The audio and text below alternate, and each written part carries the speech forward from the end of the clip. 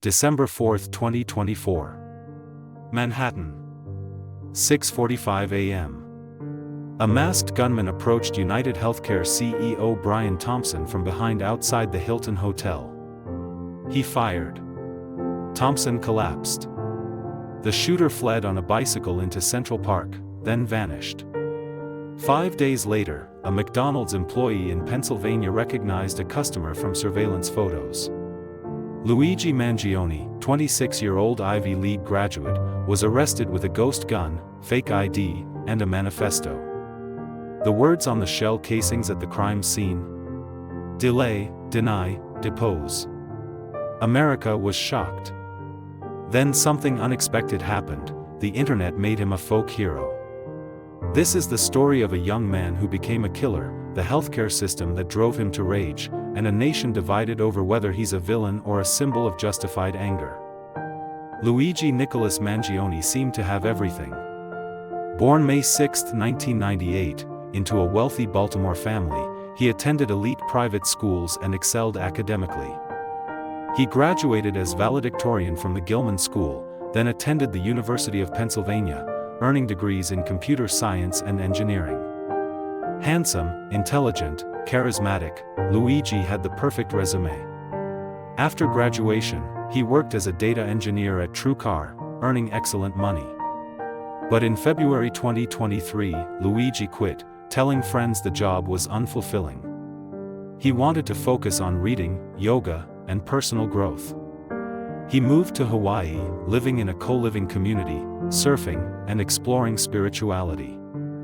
Friends described him as thoughtful, kind, philosophical. Nobody saw darkness coming. But beneath the surface, something was changing. Luigi was in pain, chronic back pain that was getting worse. Luigi suffered from spondylolisthesis, a painful lower back condition. He posted X-rays online showing his spine with metal plates and screws. While living in Hawaii, a surfing accident worsened his condition drastically. The pain became unbearable, affecting every aspect of his life. In July 2023, Luigi underwent spinal fusion surgery. He posted that the surgery went well, but friends noticed he was increasingly isolated. He stopped posting on social media entirely by summer 2024. Worried friends sent messages asking if he was okay. Luigi didn't respond. What nobody knew was that Luigi's experience with chronic pain and the healthcare system was radically transforming his worldview. He watched as insurance companies denied claims, as people suffered because treatments were deemed too expensive. His personal pain became political rage. The seeds of violence were being planted in his mind. August 15, 2024. Luigi began writing in a red notebook that would later be labeled his manifesto. He wrote about his growing certainty, his lack of doubt about what he planned to do. The target was clear in his mind: the health insurance industry. He studied UnitedHealthcare specifically, learning about their claim denial rates, their profits, their business practices. Luigi wrote that the United States has the most expensive healthcare system in the world yet ranks only 42nd in life expectancy. He calculated that insurance companies extract massive profits while Americans die from denied coverage. Luigi's entries showed meticulous planning. He didn't want to be seen as a terrorist or monster. He wanted to be seen as a revolutionary. He studied the Unabomber's manifesto, noting that Ted Kaczynski's indiscriminate violence turned him into a monster whose ideas were dismissed. Luigi wouldn't make that mistake. His target would be symbolic, specific: a CEO. Luigi's planning was extraordinarily detailed. He researched UnitedHealthcare's annual investor conference scheduled for December 4 in Manhattan. The public nature of the event was perfect, the symbolism would be obvious. A CEO shot at an investor conference? The message would be self-evident. Luigi wrote that revolutionary acts often fail because the message gets lost. His wouldn't. He designed and manufactured a ghost gun using computer-aided design and a 3D printer, his engineering background put to dark use. He created a suppressor to muffle the sound. He obtained fake identification documents. He traveled from his location to Atlanta by bus, then took another bus to New York City, arriving days before the conference. Luigi stayed at a hostel using a fake ID. He planned his escape route meticulously: bicycle through Central Park, dispose of evidence, leave New York immediately. Every detail was calculated. This wasn't impulsive rage. This was premeditated execution. December 4, 2024, 6:44 a.m. Brian Thompson, 50-year-old CEO of UnitedHealthcare, walked toward the Hilton Hotel in Midtown Manhattan. He was early for the investor conference.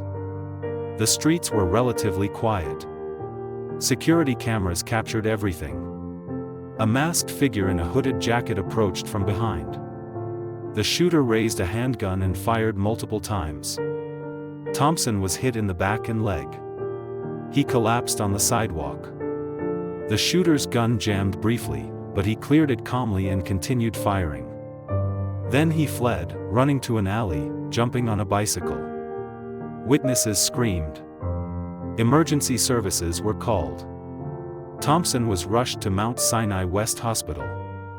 He was pronounced dead at 7:12 a.m. The shooting was over in seconds. But the manhunt that followed would captivate the entire nation. New York City police immediately launched a massive investigation. The hunt for the masked killer had begun. Investigators found shell casings etched with delay, deny, and depose, words linked to alleged health insurance claim tactics. Surveillance showed a masked white male of medium build who had scouted the area.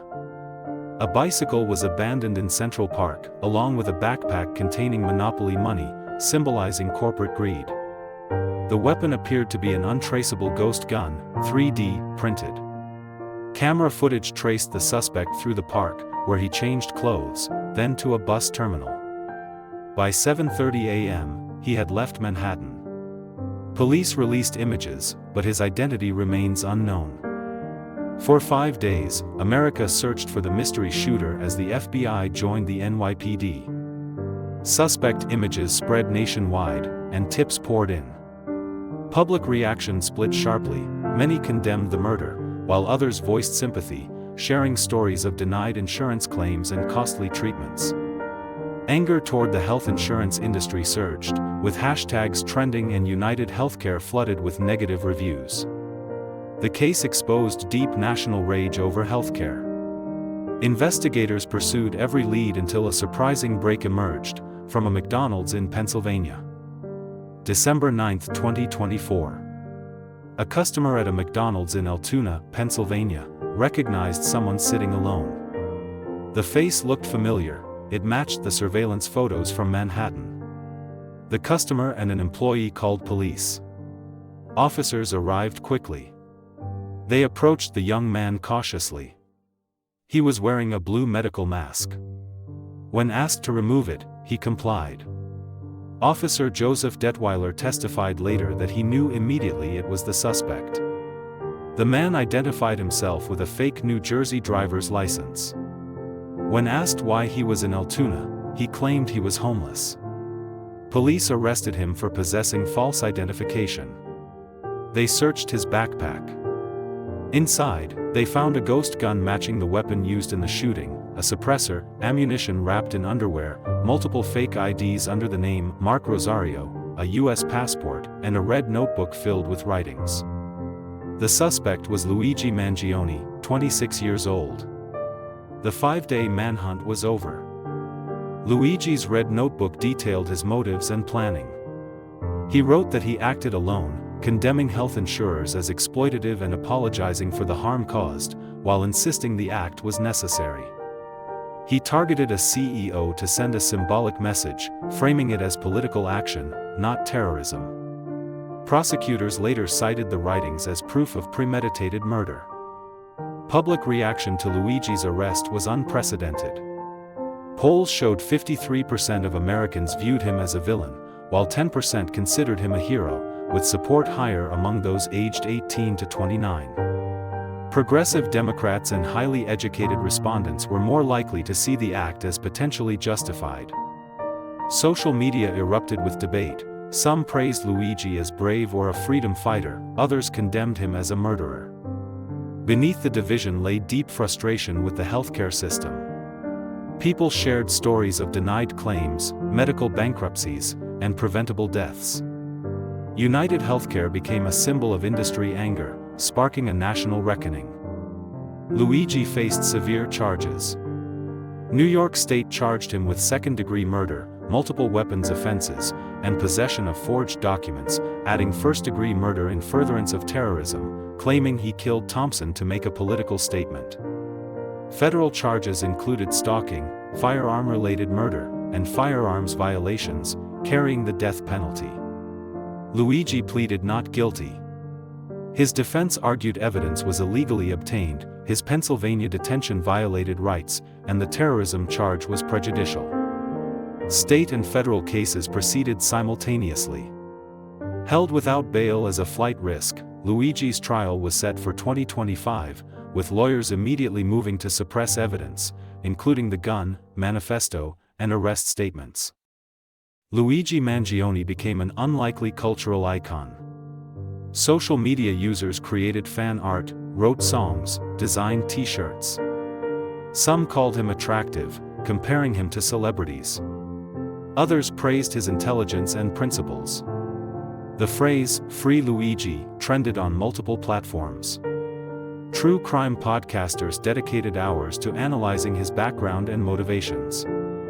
Documentary crews scrambled to tell his story. A satirical musical about the case was quickly produced. Luigi received fan mail in prison. Some offered to pay his legal bills. The phenomenon horrified many.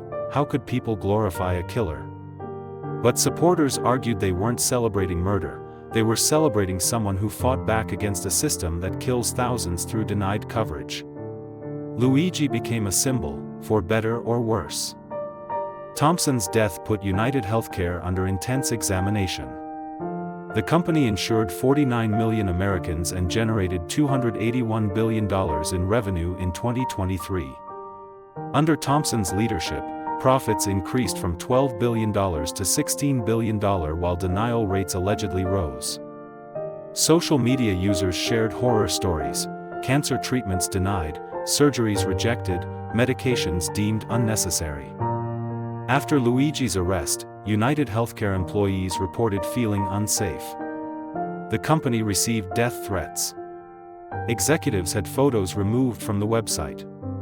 Employees were advised not to wear company-branded clothing. Doctors who sent denial letters asked not to sign their names, fearing retribution. Thompson's death exposed an intensified rage that was always there, waiting for a spark. The company became a symbol of everything people hated about health insurance. Investigators analyzed Luigi's life extensively. He came from a prominent Baltimore family with real estate holdings. His cousin was a Maryland state legislator. Luigi had attended elite schools, achieved academic excellence, seemed destined for success. Friends described him as thoughtful, intelligent, curious about philosophy. His social media showed interest in technology and artificial intelligence. He struggled with chronic pain. Former roommate R.J. Martin said Luigi's actions were incompatible with the person he knew, like two different human beings. What transformed the promising engineer into someone capable of premeditated murder? Experts pointed to his chronic pain, personal healthcare experiences, and philosophical readings about revolutionary action. Luigi had studied Ted Kaczynski's writings while recognizing Kaczynski's mistakes. The transformation was gradual, calculated, and ultimately deadly. As 2025 began, prosecution and defense prepared for trial. Prosecutors had overwhelming evidence: surveillance footage, the murder weapon, Luigi's manifesto, his presence in New York. They argued first-degree murder with terrorism enhancement. The defense focused on several angles, challenging evidence admissibility, questioning the terrorism charge as inappropriate, potentially arguing Luigi's mental state.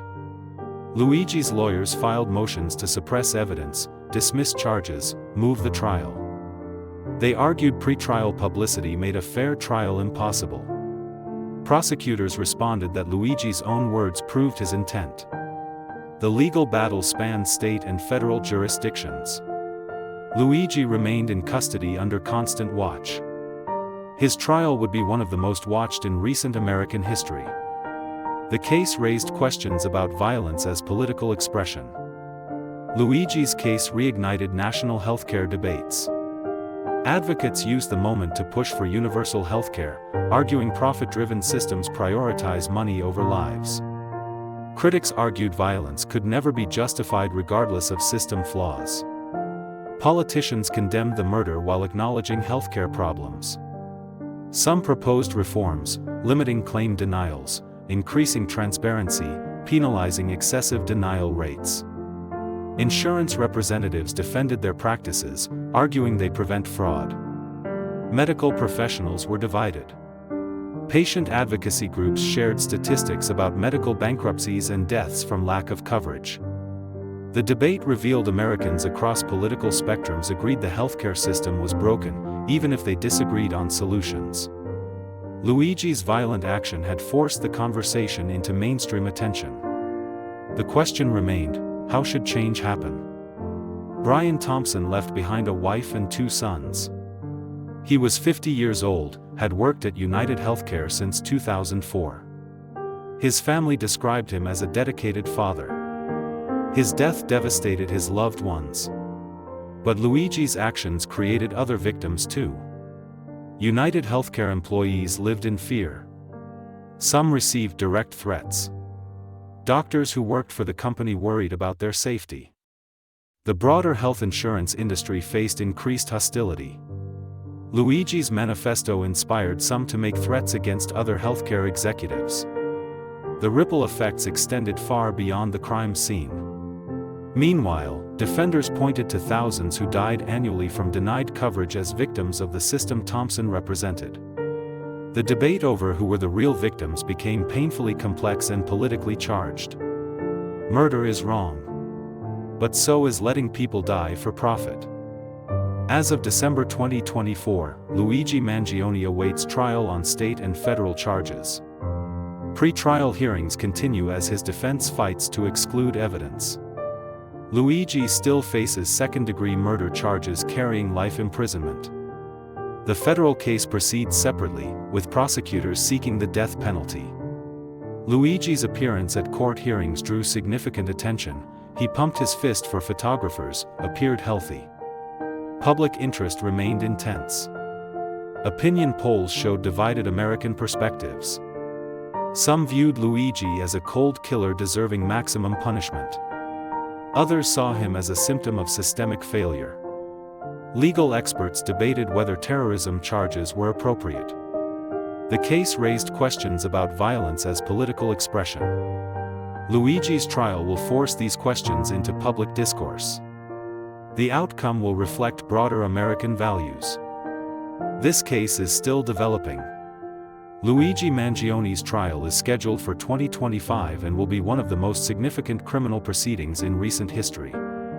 The outcome could influence healthcare policy debates and discussions about politically motivated violence. Will Luigi be convicted? Will he receive the death penalty? What does this case reveal about American anger toward healthcare? We'll be following every development. If you want to stay updated on the Luigi Mangione case and other major true crime stories, subscribe to this channel and turn on post notifications. We bring you detailed, well-researched coverage of cases that shape our society. Hit that subscribe button now so you don't miss future updates. Thanks for watching, and we'll see you in the next video.